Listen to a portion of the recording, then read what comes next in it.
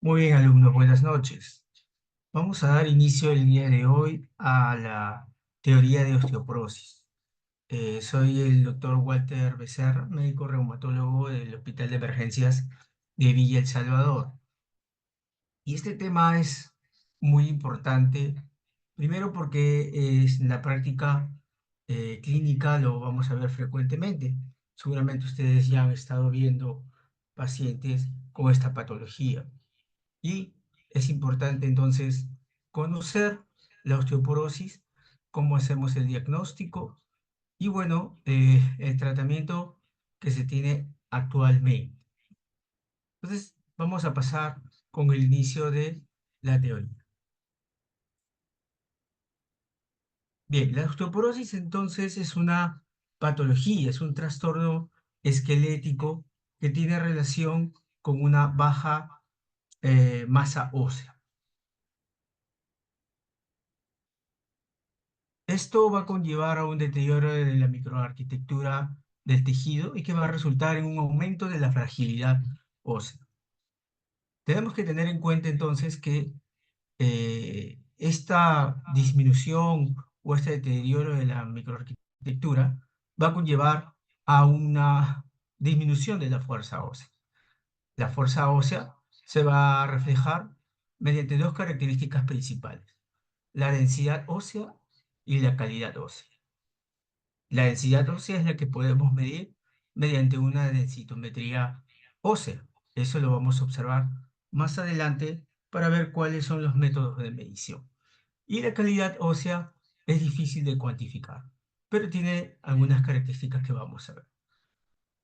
Tienen que saber ustedes también que no existen síntomas de masa ósea baja a menos que se produzca una fractura, ¿no? A veces los pacientes en la consulta acuden porque tienen dolores articulares o dolores de partes blandas y ellos asocian esto a una probable osteoporosis.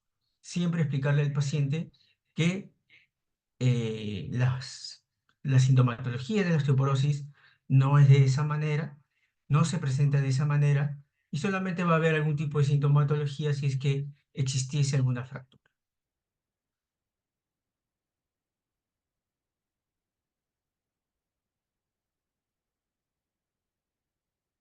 ¿Cuál es la prevalencia de la osteoporosis? ¿No? La prevalencia se ha estado viendo que es más de 200 millones de personas en todo el mundo.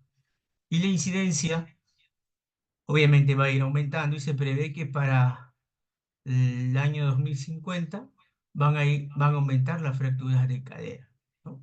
240% en mujeres y 320% en hombres, ¿no? Y esto nos va a conllevar a disminución de la calidad de vida si nosotros no atendemos en la parte preventiva esta patología. Entonces, incluso si no hay un aumento en la tasa de fracturas de cadera ajustada por edad, el número de fracturas de cadera aumentará de 1,7 millones que ocurrió en 1990 a 6,3 millones para el año 2050.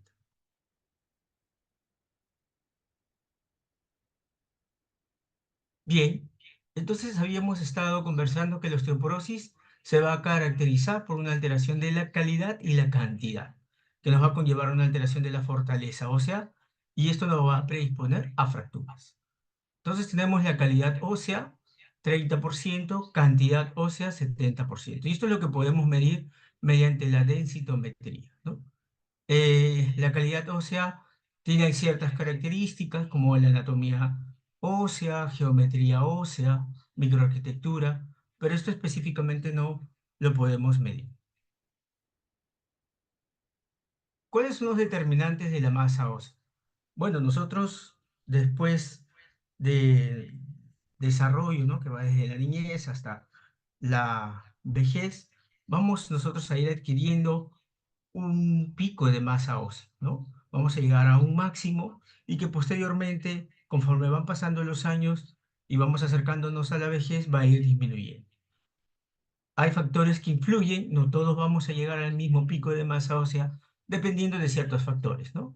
Como obviamente la alimentación, factores nutricionales, también hay una influencia genética, ¿no? Se va a describir con respecto a las diferencias que hay entre la raza negra y raza blanca, dependiendo cuál es la diferencia en el pico. En hombres y mujeres también hay una diferencia, factores hormonales y factores ambientales que tienen que ver con uso de drogas o la realización de ejercicio. Entonces, es importante saber que el alcanzar el pico de masa ósea, sea por sexo, nos va a conllevar a no tener un aumento del riesgo de fracturas en una temprana edad.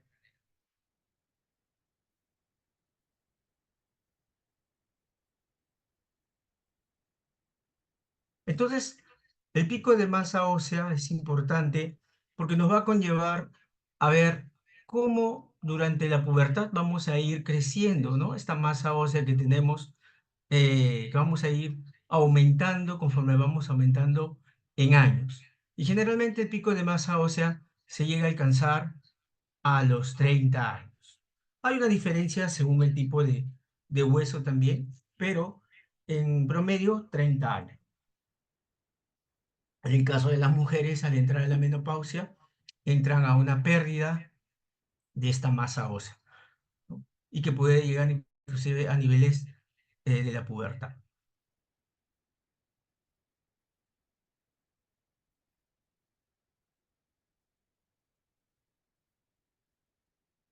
Entonces el pico de masa ósea es importante, ¿no? Entonces es la mayor densidad o masa ósea alcanzado a lo largo de la vida. Se va a alcanzar cuando se ha logrado el crecimiento en tamaño del hueso y la acumulación mineral ósea que se ha establecido. Y como estaba comentando, los diferentes tipos de sitios esqueléticos pueden alcanzar la masa ósea en diferentes edades, ¿no? Por ejemplo, a nivel del trocánter, vamos a encontrar a mitad de la adolescencia, más o menos 14, más o menos 2 años. En el cuello femoral, en la última parte de la adolescencia, a los 18,5 más o menos 1,6 años, y a nivel de la columna, en la primera parte de los 20, ¿no? Con 23 más menos 1,4 años. Entonces, estamos viendo que alcanzar el pico de masa ósea es importante. Los factores que nos van a conllevar a llegar a este pico son los determinantes, ¿no? La parte genética, la parte nutricional, parte hormonal. Y también si es que usamos algunas drogas o de repente tenemos alguna patología que podría asociar a no alcanzar este pico de masa ósea. Con respecto al tejido óseo, es importante que repasemos un poco, ¿no? Como para poder comprender al momento de hacer las mediciones en, eh, para ayuda diagnóstica con la densitometría ósea. Entonces, el tejido óseo va a estar formado por dos tipos de tejido. El hueso compacto, que también es conocido como hueso cortical, ¿no? Y está en la capa exterior, es dura y es fuerte, es densa. También tenemos el hueso esponjoso, conocido como hueso trabecular, ¿no? Son una red de trabéculas, ¿no? Que se van a encontrar en la capa interna esponjosa, es más ligero, menos denso que el hueso corporal. Entonces tenemos el hueso cortical, ¿no? En la región periférica, y tenemos el hueso trabecular. Y es importante este hueso trabecular para darle resistencia al tejido óseo. Entonces, el hueso tiene un ordenamiento tal que estas trabéculas se van a conectar entre sí y están orientadas de acuerdo a ciertas líneas de tensión. Y esto le da rigidez y fortaleza ante fuerzas de compresión y torsión, ¿no? Esto se requiere sobre todo en vértebras y cuello femoral, que son zonas donde se va a llevar gran cantidad de tensión y por lo tanto tiene que tener gran fortaleza. Entonces vamos viendo nosotros que mientras se pierden estas trabéculas, vamos a tener un hueso frágil. Y es importante también recordar lo que es la remodelación ósea, ¿no? Sabemos que el tejido óseo es un tejido vivo que también tiene células y también tejido mineral. Dentro de las células que intervienen tenemos los osteoblastos, osteoclastos, osteocitos, y estas acciones de estas células van a estar influenciadas tanto por interleucinas y también hormonas como la paratormona, estrógenos, calcitonina. Y el tejido colágeno óseo, que es el tejido que se va a depositar, así como también la hidroxiapatita, ¿no? Entonces el recambio óseo o remodelación ósea es importante para mantener íntegro el tejido óseo. Normalmente la cantidad de masa ósea, lo que es la matriz mineral y células, no aumentan ni disminuyen. Y el tejido óseo está constante en formación y en resorción. Esto es lo normal. Y esta velocidad del recambio óseo va a depender en que tanto la resorción como la formación ósea se mantengan en un equilibrio adecuado. Cuando estamos, digamos, por problemas hormonales, como en el caso de la menopausia, vamos a producir mayor resorción ósea, vamos a perder esta cantidad de hueso y vamos a entrar a una disminución de la fortaleza, lo que podemos conllevar a fragilidad y aumento de riesgo de fracturas. Dentro de las células que habíamos mencionado que participan en lo que es la remodelación ósea, tenemos los osteoclastos, ¿no? Y es una célula multinucleada responsable de la resorción ósea. Se va a adherir a la superficie ósea y va a secretar ácidos y enzimas lisosomales, ¿no? Sus extensiones citoplasmáticas, al activarse, se infiltran en la superficie del hueso en resorción. Esta activación, que es el proceso por el cual va un grupo de estos osteoclastos, van a huir a la superficie ósea, va a producir el proceso de resorción. Y esto va a ocurrir en personas sanas y ocurre una activación cada 10 segundos. La activación se va a ver favorecida por la hormona paratiroidea y por el contrario, estrógenos, calcitonina, van a inhibir la activación de los osteoclastos.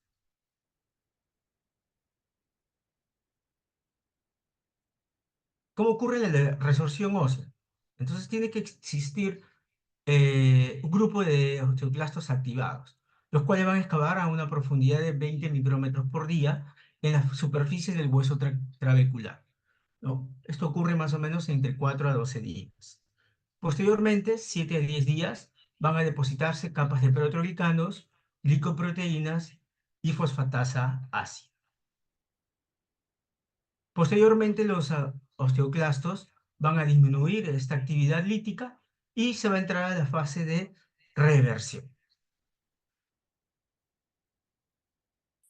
Entonces, como vemos nosotros en el gráfico, vamos a tener la activación, ¿no? Mediante la acción del RANK ligando del osteoclasto, que es el que va a producir el proceso de resorción.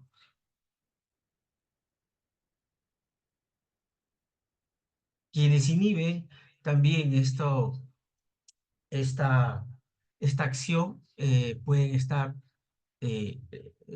ciertas hormonas, ¿no? Como el estrógeno, la calcitonina.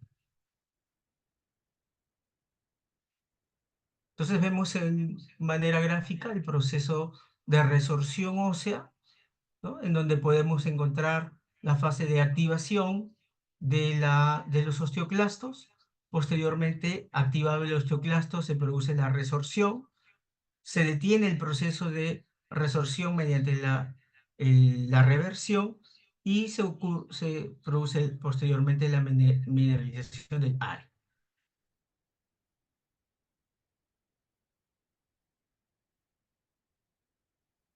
Y bueno, en la parte patológica, cuando tenemos de repente, o mejor dicho, ya no hay un equilibrio entre la parte de resorción y formación ósea, vamos a encontrar zonas en las cuales se produce mayor cantidad de hueso y con una mala calidad de las trabéculas, ¿no? Produciendo fragilidad ósea.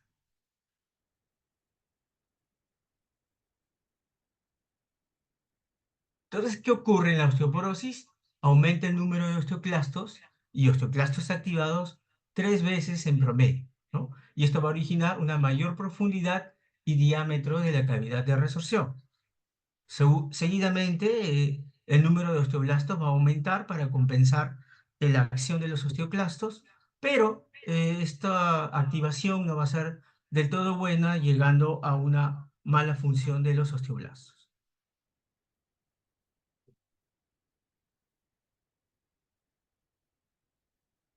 ¿Qué es lo que se considera entonces una fractura por fragilidad ósea en pacientes adultos? Hemos estado hablando sobre la estructura, la gran formación de trabéculas para darle fortaleza al hueso, pero que en ocasiones, por ejemplo, en la parte de la edad posmenopáusica, en mujeres no se va a conllevar una buena formación por aumento de la resorción y vamos a conllevar a mayor fragilidad. ¿Qué es entonces esto? Es la que se define como la resultante por una caída de su propia altura durante la realización de una actividad física mínima cotidiana o por un trauma mínimo. Típicamente va a ocurrir a nivel de columna vertebral, cadera y antebrazo. Las fracturas vertebrales pueden ocurrir inclusive sin trauma y caracterizan la fragilidad del hueso y pueden ser asintomáticas. Necesitamos de estudios de imágenes para detectar, ¿no? A veces en ocasiones el paciente puede decir que ha disminuido en altura, que de repente puede sentir alguna molestia en la región dorsal o lumbar y nosotros solicitamos una imagen y vemos una disminución de la altura vertebral.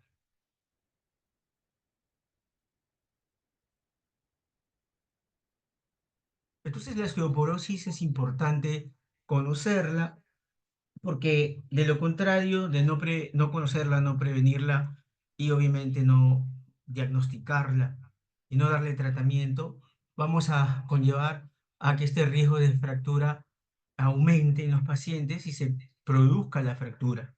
Y al producir la fractura, la calidad de vida va a estar disminuida, ya que la fractura va a producir disminución de la esperanza de vida. La osteoporosis entonces se va a clasificar en primaria y en esta se clasifica en posmenopáusica o tipo 1, ¿no? Que se da en mujeres entre los 50 o 75 años por déficit estrogénico, confusión paratiroidea disminuida, con una pérdida acelerada del hueso trabecular, con aumento, un mayor riesgo de fracturas de cuerpos vertebrales y de la porción distal del radio. Tenemos también dentro de las primarias la tipo 2 o senil, que se da en mujeres y varones mayores de 70 años, ¿no? Con un déficit de absorción intestinal de calcio y vitamina D, con un aumento secundario de paratormona que va a afectar tanto al hueso trabecular y cortical, a diferencia de la tipo 1, donde se afecta más el hueso trabecular. Ocurre fracturas de cuello femoral y pelvis. Tenemos también la secundaria, y estas generalmente están producidas por afecciones médicas o consumo de medicamentos que nos va a causar pérdida ósea, con aumento de riesgo de fracturas y también aumentar directamente la remodelación ósea y esto puede darse inclusive en pacientes jóvenes. Son menos frecuentes, pero son responsables de hasta el 64% de osteoporosis de varones y mujeres en edad premenopáusica. El 20% de mujeres que aparentemente presentan osteoporosis posmenopáusica pueden tener su origen en una enfermedad, en una osteoporosis secundaria.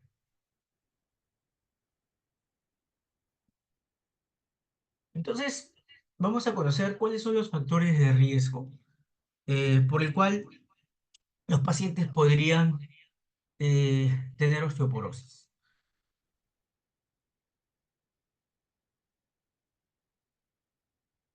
Tenemos entonces genéticos y constitucionales, ¿no? Edad, sexo femenino, raza blanca o asiática, con un bajo índice de masa corporal, ¿no? Un bajo pico de masa corporal, todos aquellos pacientes que no alcanzaron el pico máximo para la edad, pues obviamente van a estar con mayor factores de riesgo. El retraso puberal, también historias de infertilidad, menopausia precoz. Dentro de la parte nutricional tenemos anorexia nerviosa, deficiencia de calcio o vitamina D. Dentro de los estilos de vida tenemos el consumo activo o pasivo de cigarrillo e ingesta de alcohol por encima de 3 dosis de 14 gramos por día. El sedentarismo y la inmovilización. Recordemos también que el uso de medicamentos nos puede conllevar a osteoporosis, ¿no? Sobre todo la secundaria. El uso de glucocorticoides, grupo de medicamentos utilizados bastante en la especialidad. Más de 5 miligramos por día de prednisolona o equivalente por más de 3 meses. También algunas terapias hormonales, ¿no? La quimioterapia, antiácidos, el uso de sobredosificado de tiroxina, anticoagulantes, etcétera, ¿no? Entonces, debemos de conocer estos medicamentos o tratamientos que nos podrían conllevar a osteoporosis. Y bueno, también tenemos enfermedades predisponentes, como por ejemplo la diabetes tipo 1, el hiper y el hiperparatiroidismo. También tenemos la artritis reumatoidea, la espondioartritis, entre otras.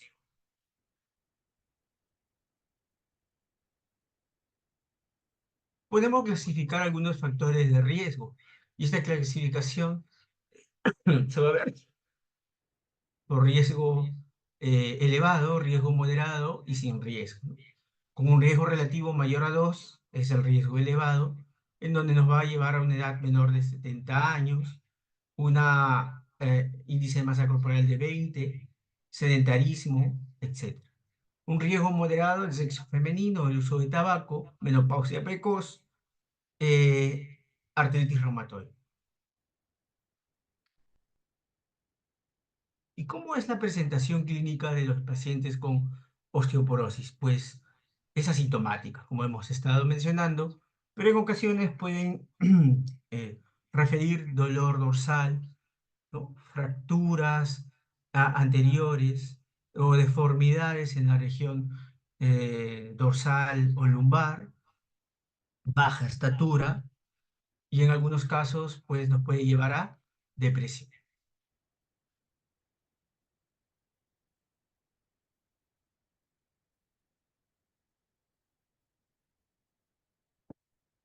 ¿Usamos el laboratorio para la osteoporosis?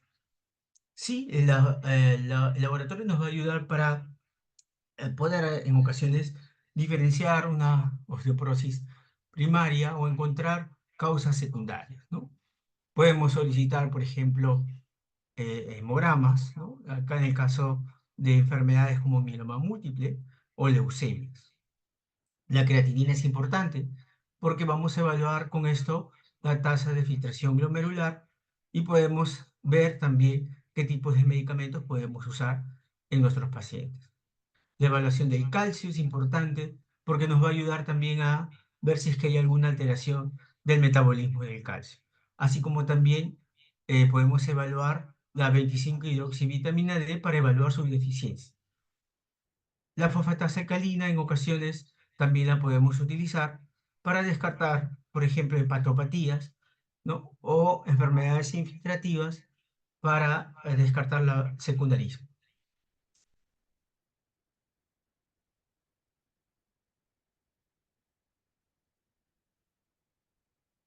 Entonces, la osteoporosis puede progresar si nosotros no detectamos a tiempo, no damos el tratamiento indicado, no hacemos un correcto diagnóstico, ¿no? Entonces, podemos llegar a ver en nuestros pacientes la actitud cifótica con un aumento de riesgo de fractura, ¿cierto?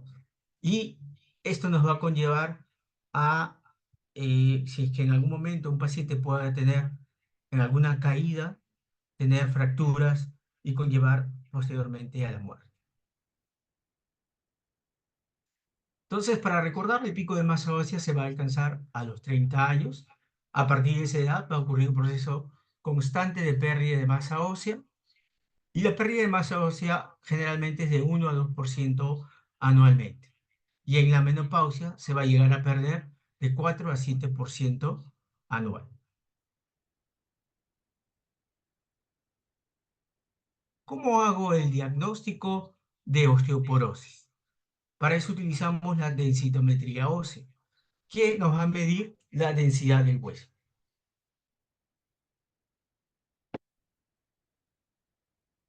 Recordando entonces que va a haber ciertas diferencias, ¿no es cierto?, entre hombres y mujeres con respecto a lo que es el pico con el cual alcanza, ¿no? Esa es la densidad mineral ósea a nivel de hombres blancos y mujeres blancas. Obviamente, hombres llegan a una mayor densidad ósea. La influencia de la raza también es importante. La raza negra va a tener una mayor densidad ósea que la raza blanca.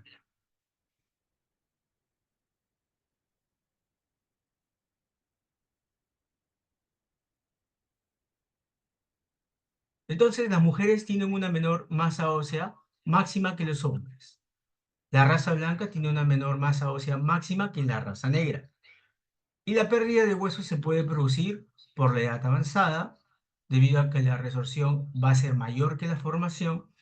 Y cuando ocurre la pérdida de hueso, hay una pérdida tanto de calidad como de cantidad. ¿Cuándo vamos a hacer una densitometría ósea? Las indicaciones, según la International Society for Clinical Densitometry, tenemos las siguientes. Las mujeres mayores de 65 años, mujeres posmenopáusicas menores de 65, una prueba de densidad ósea que se indica si tiene un factor de riesgo.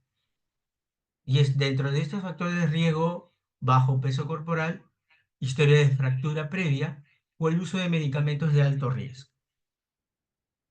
Pacientes que tengan enfermedad o condición asociada a la pérdida de hueso. Y las mujeres durante la transición menopáusica con factores clínicos de riesgo de fractura, ¿no? Como los mencionados anteriormente, bajo peso corporal, fractura previa o uso de medicamentos de alto riesgo.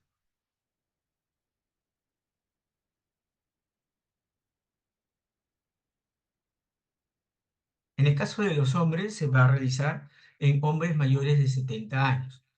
Para los hombres que son menores de 70 años, la prueba de densidad ósea está indicada siempre y cuando haya un factor de riesgo de baja masa ósea, ¿no? Como el bajo peso corporal, fractura previa o el uso de medicamentos de alto riesgo. Alguna condición asociada para pérdida de hueso y adultos con fractura por fragilidad. Los adultos con una enfermedad o condición asociada a masa ósea o pérdida también está indicada la densitometría.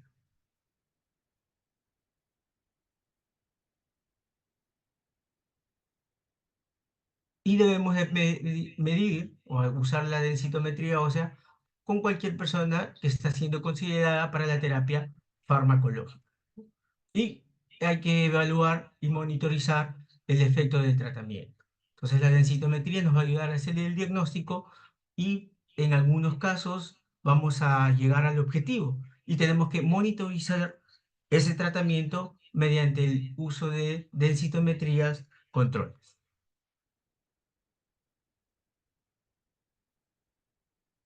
Recordar que el uso del término osteopenia se va a preferir el uso de masa ósea baja o baja densidad ósea. Las personas con baja masa ósea o densidad no necesariamente tienen un alto riesgo de fractura. Entonces, se recomienda el uso del término masa ósea baja o baja densidad ósea en vez de osteopenia.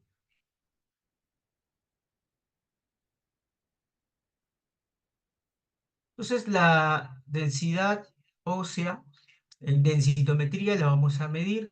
Hay diversos tipos de eh, zonas de medición, como tenemos, por ejemplo, la región axial, central, periférico o apendicular, ¿no? Son zonas de medición. Existen diversos tipos de densitómetros para dicha medición. ¿Cuál es el objetivo entonces de hacer este estudio? Valorar el riesgo de fractura, valoración de la necesidad del tratamiento y monitorizar los cambios como respuesta al tratamiento.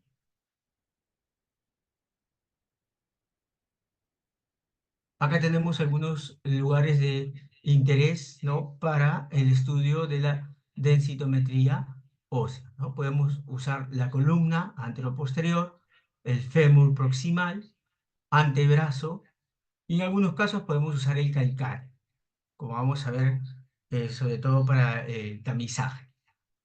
En el caso del cuerpo entero, lo podemos utilizar para el diagnóstico de osteoporosis en niños.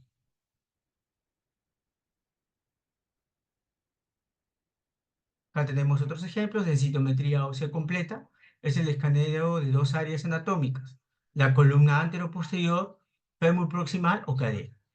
Si alguna no puede ser evaluada, utilizamos el antebrazo, ¿no? El tercio medio o radio 33%.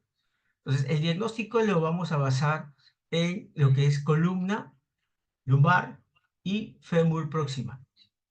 En el caso del escaneo del grupo entero o cuerpo completo, se utiliza generalmente para el diagnóstico del estado óseo en niños. No sirve para el diagnóstico de osteoporosis en mujeres premenopáusicas. Entonces tenemos aquí algunos de los equipos. Tenemos los equipos centrales, que generalmente los utilizamos para medición de la columna y del fémur proximal. Y equipos periféricos, que podemos utilizar diversas zonas de medición, como el antebrazo, calcáneo, falanges, etc. Los densitómetros periféricos son utilizados generalmente para tamizaje. Pues de repente ustedes han visto en alguna campaña en donde se coloca el talón, ¿no? En la zona calcánea, para medir y ver si es que estos pacientes de repente pudieran ser evaluados para hacerle una densitometría, ¿no? Se usan porque son de costo menor, pero no se debe utilizar para diagnóstico, es netamente para tamizaje, ¿no?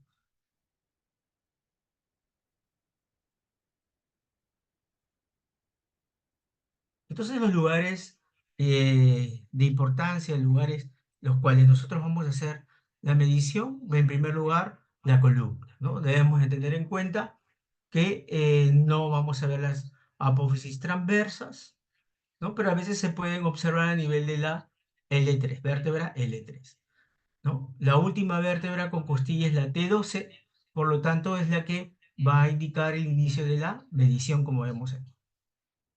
Las crestas ilíacas generalmente están a la altura de la cuarta vértebra lumbar o del disco L4, L5.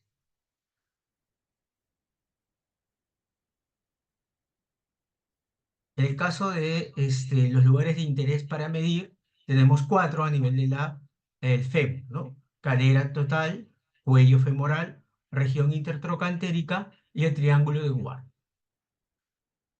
¿no? La densitometría de cadera se utiliza el fémur proximal, y esto tiene que tener, para una correcta medición, una rotación de 15 a 20 grados en la mesa en donde se va a realizar el procedimiento, ¿no? Única manera de ver si el cuello fue rotado, ¿no? El trocante menor apenas debe ser visible, ¿no? Este trocante menor, al momento que nosotros lo vemos en la imagen, debe verse lo mínimo para que sea una buena colocación.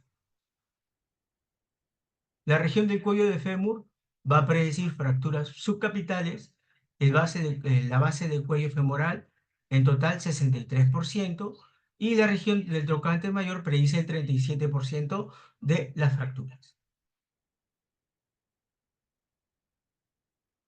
En el caso de la medición del antebrazo en densitometría, solo se va a realizar cuando no se pueda medir columna o fémur proximal, ¿no? No se debe usar la medición del antebrazo para el diagnóstico de osteoporosis.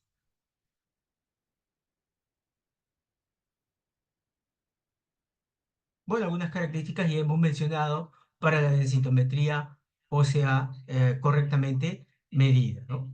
Debemos de saber que la medición debe, en el caso de la columna, constar como mínimo de dos vértebras valorables, ¿ya? Y visualizar claramente la vértebra L1 a L4, crestas ilíacas y al menos la mitad de la L5, como estamos viendo aquí en el gráfico.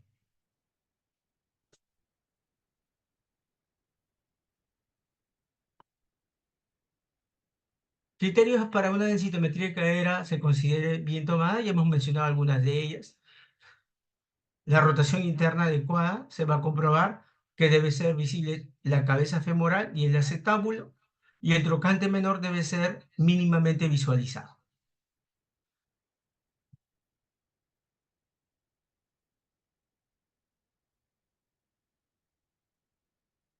Nosotros entonces cuando veamos que el software del densitómetro nos arroje ya valores de la densidad ósea, vamos a evaluar aquí los scores, tanto T-score como el Z-score.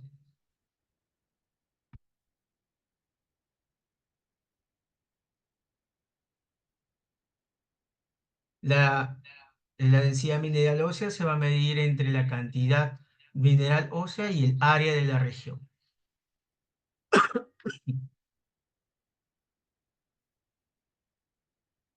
Algunas consideraciones para la medición de la cadera: no debe de tener fracturas previas ni una osteoartritis severa, ¿no? Recordar que el cuello femoral es la zona que tiene mayor cantidad de hueso trabecular. El triángulo de Ward es una zona en la cual tiene mayor contenido de hueso trabecular, pero no lo usamos para diagnóstico, ¿no? Zonas entonces a las regiones de importancia para medir: cuello, triángulo de Ward, trocantérico y diáfisis. El informe de densitometría consta de, obviamente, ciertas partes importantes, en donde tenemos el número del T-score que nos bota el software. También tenemos los datos del paciente, la imagen densitométrica que hemos estado viendo, que puede ser de cadera, puede ser también a nivel de fémur o antebrazo, si es que ninguna de estas dos anteriores se puede medir. Las zonas de interés analizadas: el área de la densidad mineral ósea y el T y el Z-score.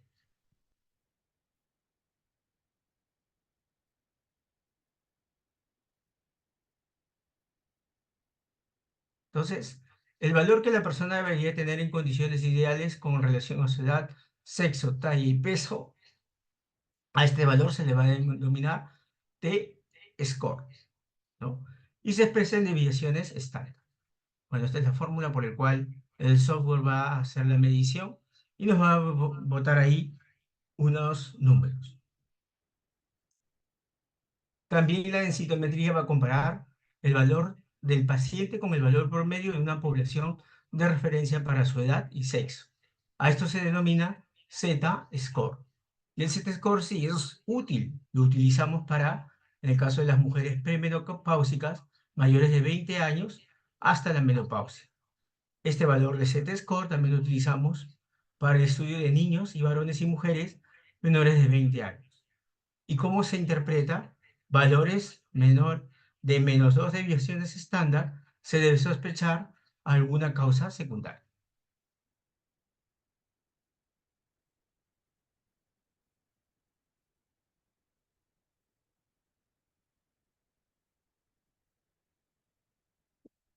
¿Cómo vamos a evaluar entonces el cambio en densitometría ósea? Vamos a hacer controles, ¿no? Se pueden hacer controles anuales, cada 2 años, pero debemos de tener también ciertos parámetros para poder comparar, ¿no?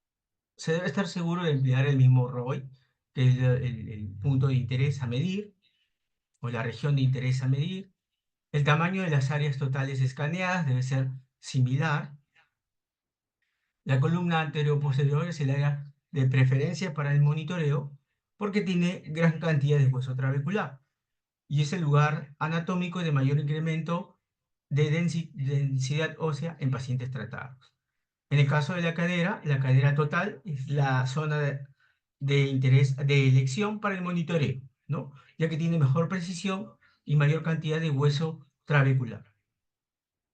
Y el examen de cuerpo entero no es de utilidad para el monitoreo. El antebrazo, como ya mencionamos, no debe usarse para el monitoreo de pacientes porque no puede evaluar la respuesta al tratamiento en esa región.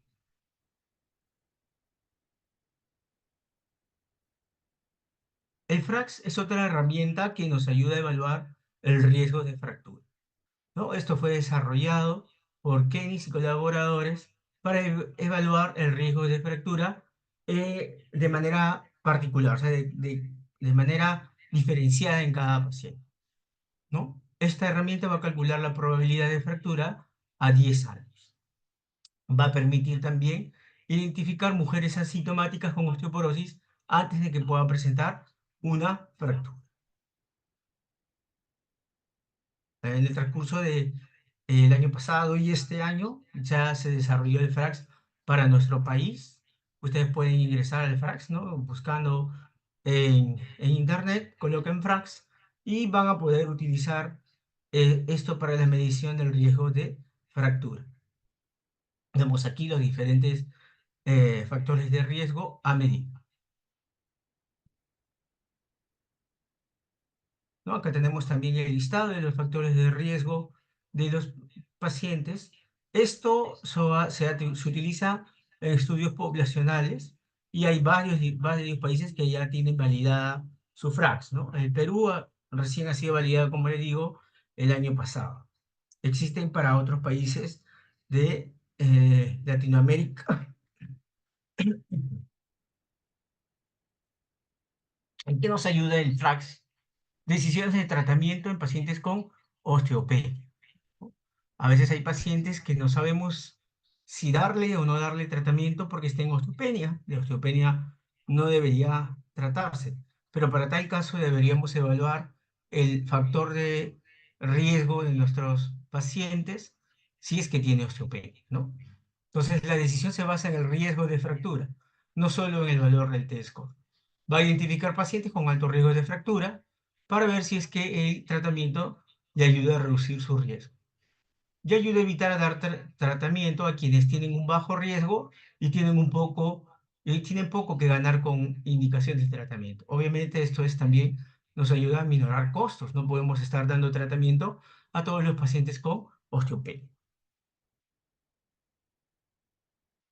Entonces es importante evaluar el riesgo de fractura con el FRAX, ¿no? Para evaluar siempre los pacientes que de repente necesitan iniciar tratamiento pese a no tener osteoporosis. Bueno, vamos a medir el riesgo de fractura con el riesgo absoluto, el riesgo relativo, y el riesgo de fractura no va a depender solamente del resultado de la densitometría, sino de otros factores como los cuales ya hemos mencionado. Para que sepan ustedes sobre el impacto de fracturas, por ejemplo, el impacto de la fractura de cadera, para compararlo con otras patologías.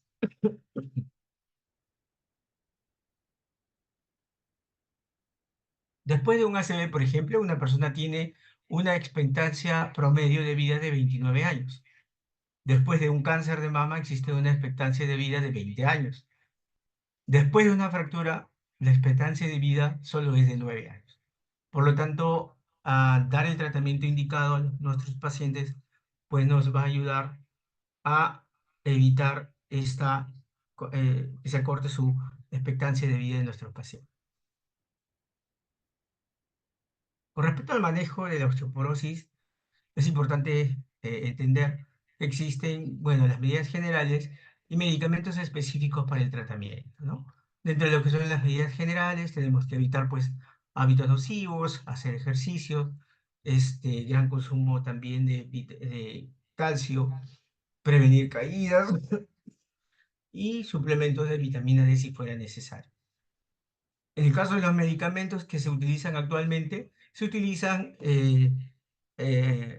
fármacos osteoformadores y antirresortivos y que también nos pueden ayudar en concomitancia el uso de calcio y vitamina D, ¿no? Dentro de los medicamentos que utilizamos actualmente son algunos de los que están aquí en la lista, como alendronato, risedronato, el uso de estrógenos, raloxifeno, tibolona y también el teriparatide. ¿Cuáles son los objetivos del tratamiento? Aumentar la densidad mineral ósea, disminuir la incidencia de fracturas, reducir la morbilidad, reducir la mortalidad y mejorar la calidad de vida. Entonces, lo que debemos de hacer es disminuir la incidencia de fracturas. Entonces, el tratamiento farmacológico va a estar para mujeres posmenopáusicas con osteoporosis y que se van a prescribir para disminuir el riesgo de fracturas por fragilidad, ¿no? Se han aprobado diversos tipos de medicamentos con diversos mecanismos de acción para lograr este objetivo. Hay que tener en cuenta que debemos usar juntos con suplementos de calcio y vitamina D, así como también recomendaciones en el cambio del estilo de vida, mejor nutrición y realizar actividad física.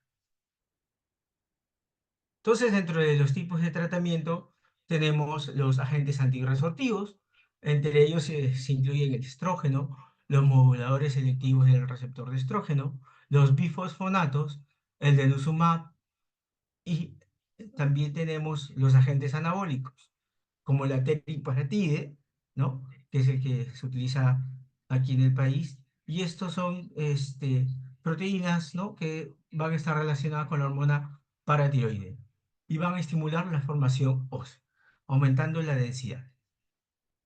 Bueno, este es un cuadro donde nos clasifican un poco los medicamentos. ¿Cuáles son las recomendaciones entonces para tratamiento? En el caso del calcio, tenemos que las dosis recomendadas son 800 miligramos al día, deberíamos tener este aporte hasta los 10 años. 1500 miligramos por día en la adolescencia. 1200 miligramos por día en pacientes adultos. 1500 miligramos en pacientes gestantes, lactantes y en postmenopáusicos. Tenemos presentaciones diferentes de calcio, como el carbonato de calcio, que va a proporcionar el 40% de calcio elemental, y el citrato de calcio, que va a producir el 30%, ¿no? Pero no va a depender esto de la acidez gástrica, no va a producir estreñimiento, no produce cólicos abdominales. Todas estos efectos secundarios se describen más con el carbonato de calcio.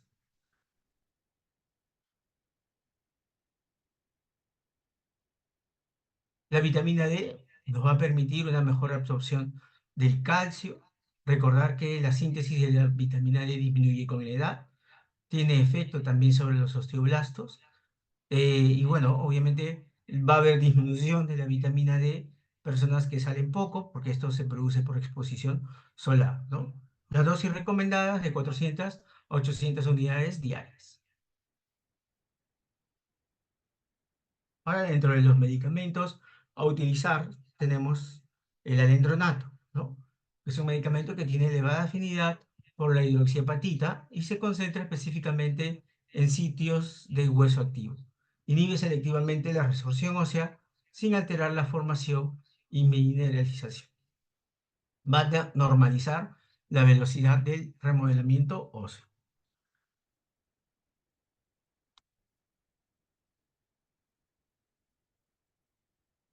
¿Qué efectos tiene el alendronato? En pacientes con osteoporosis va a elevar la densidad mineral ósea a nivel de columna y cadera. Va a disminuir significativamente la incidencia de nuevas fracturas en columna vertebral y en cadera. Recuerden, en osteopenia no disminuye significativamente el riesgo relativo de fractura de columna ni de cadera. Efectos secundarios por el uso del alendronato: esofagitis, dolor abdominal, y, no va a tener acción con antiácidos ni con ranitidina, ¿no? Es de difícil manera administrarse, ya que su dosis es de 70 miligramos semanal en ayunas. Hay que explicarle al paciente que debe de tomar estos medicamentos con por lo menos 2 vasos de agua y evitar pues recostarse dentro de los 30 40 minutos posterior a la toma.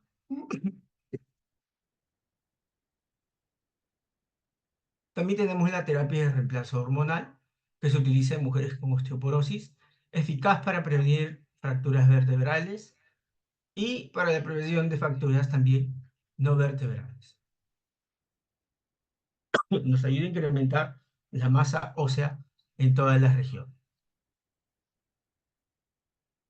Cuando se usa por más de 5 años, incrementa el riesgo de cáncer de mama invasivo en 26%, enfermedad coronaria en 29% y el riesgo de enfermedad vascular cerebral en 41%. El uso de estrógenos y progestágenos incrementa el sangrado vaginal y el riesgo de cáncer endometrial. La terapia de reemplazo hormonal también aumenta el riesgo de tromboembolismo venoso. y es eficaz para el tratamiento de los síntomas vasomotores de la menopausia. Dosis 0,625 miligramos de estrógenos conjugados equinos o equivalentes. Principal contraindicación de esta terapia: presencia o historia de tumor estrógeno dependiente o malignidad mamaria. Otras indicaciones: sangrado vaginal, historia previa de malignidad, perdón, contraindicaciones: tromboembolismo y enfermedad hepática y renal.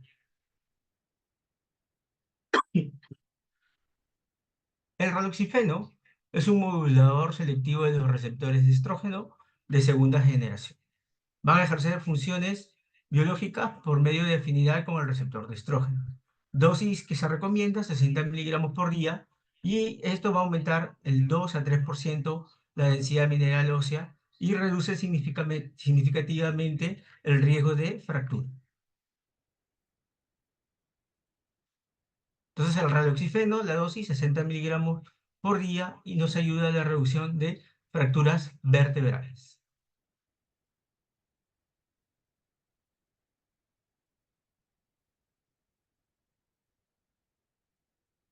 La evidencia nos dice que nos va a ayudar mucho en la reducción de la fractura en mujeres posmenopáusicas, sobre todo fractura vertebral, pero no ha demostrado eficacia en la prevención de fracturas no vertebrales. Y en mujeres posmenopáusicas, el raloxifeno disminuye la incidencia de cáncer de mama dependientes del receptor estrogénico. El raloxifeno tampoco produce proliferación endometrial y no se asocia a incremento de cáncer endometrial. Va a disminuir los niveles séricos de colesterol sin aumentar los niveles de triglicéridos. Tener en cuenta que el raloxifeno va a incrementar el riesgo de tromboembolismo. No va a tener efectos benéficos sobre los síntomas vasomotores, y la dosis que se recomienda son de 60 miligramos por día. Entonces, el raloxifeno es una terapia de primera línea en la prevención de pérdida ósea rápida en mujeres posmenopáusicas con osteopenia. Y es terapia de primera línea para mujeres posmenopáusicas con osteoporosis.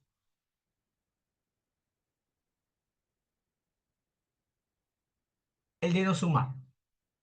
El denosumab es un anticuerpo monoclonal humanizado que está dirigido contra el RANK, que actúa en la activación de los osteoclastos. Fue aprobado por el FDA para la prevención de fracturas de cadera, vertebrales y no vertebrales en mujeres posmenopáusicas. El estudio Freedom incluyó 7.868 pacientes posmenopáusicas con osteoporosis y se evaluó la eficacia y se vio una reducción del riesgo de fractura con una dosis de 60 miligramos subcutánea cada 6 meses. Luego, se evaluó también que después de los 3 años redujo significativamente el riesgo de nuevas fracturas vertebrales en un 68% y de fracturas de cadera en un 40%.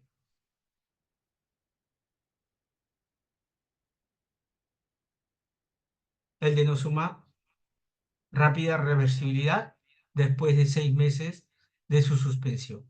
No tiene efectos gastrointestinales. Tener en cuenta que en enfermedad renal crónica, con una tasa de filtración glomerular menor de 30 mililitros por minuto, habiendo descartado o corregido la hipocalcemia, ¿no? Lo podemos utilizar en estos pacientes. Pacientes mayores de 75 años con un T-score menor a menos 2,5 en cadera. En cualquier caso, en donde los tratamientos anteriores estén contraindicados. Y en los casos de osteoporosis con alto riesgo de fractura por edad avanzada, antecedentes de fractura no vertebral por fragilidad, o si es que hay un paciente con múltiples factores de riesgo. Este es un cuadro resumen en el cual vemos los medicamentos, algunos de los medicamentos que hemos mencionado, la dosis que se utiliza, la vía de administración. Uno de los medicamentos, por ejemplo, que no hemos mencionado es el ácido zoledrónico o zoledronato, que se puede utilizar por vía endovenosa anual, ¿no? Y tiene una evidencia antifractura a nivel de cadera, vertebral y no vertebral.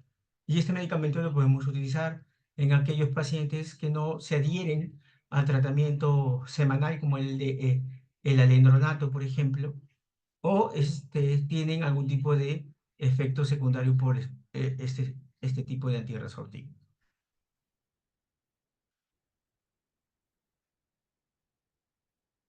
Y esto es un cuadro resumen en el cual vemos la reducción de fractura según la región, vertebral, cadera o no vertebral, ¿no? Las que tienen acción a nivel de las tres: alendronato, risedronato, denosumab.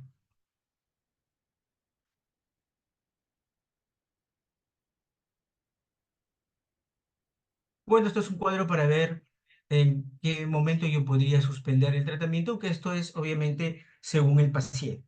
Pero se puede evaluar que el tratamiento se puede detener según el riesgo de fractura del paciente, ¿no? Si mi paciente tiene un riesgo de fractura levemente incrementado, el tratamiento puede más o menos ser por 5 años. Si tiene un riesgo de fractura moderadamente incrementado, lo puedo tratar entre 5 a 10 años. Y si es alto, por 10 años.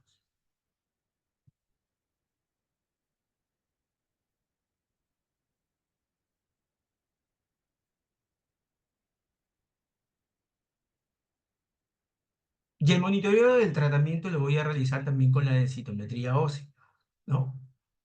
Lo puedo utilizar al año o a los 2 años después de iniciar el tratamiento, ¿no? Recordar que para hacer la comparación del T-score, debo utilizar un densitómetro de la misma marca en el que fue realizada el estudio previo.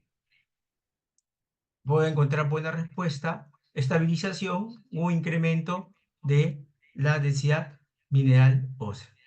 ¿Cómo hago esta medición? Se utiliza el cambio mínimo significativo derivado de la desviación estándar del error del sitio de medición. Esto lo bota también el software del densitómetro.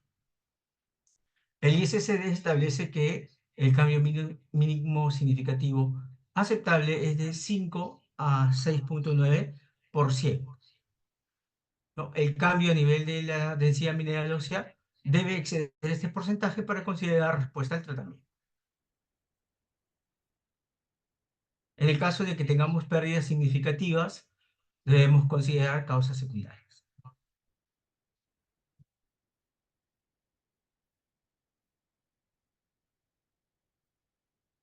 Y debo tratar a los pacientes que tienen osteopenia. Habíamos estado conversando sobre el tratamiento de pacientes posmenopáusicas con osteoporosis. Y en el caso de la osteopenia o de la baja masa ósea, ¿cuál es la recomendación? Recordar, el 70% de las fracturas por fragilidad se va a presentar sin tener diagnóstico densitométrico de osteoporosis. Y generalmente la osteopenia debe estar asociada bien sea a fracturas con trauma mínimo o que tenga mi paciente un riesgo alto de fractura, ¿no? Evaluado con el FRAX para meditar tratamiento con medicamentos para osteoporosis. Entonces, si yo tengo un paciente con osteopenia, puedo utilizar el FRAX y evaluar su riesgo de fractura. Y según el nivel de riesgo, yo puedo iniciar tratamiento con los fármacos mencionados.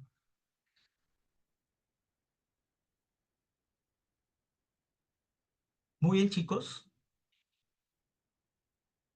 ¿Alguna pregunta? Doctor, una consulta, por favor. Había Sí. mencionado que la medroxiprogesterona era un factor de riesgo también para osteoporosis. ¿Hay algún tiempo máximo en el cual las mujeres que tengan ese método anticonceptivo, digamos, puedan tener riesgo? Eh, no hay un tiempo específico, ¿no? Eh, en esos pacientes que utilizan estos medicamentos, pues deberíamos estar evaluando su riesgo, ¿no? Para ver si es que continuamos este tipo de tratamiento o de lo contrario se suspende.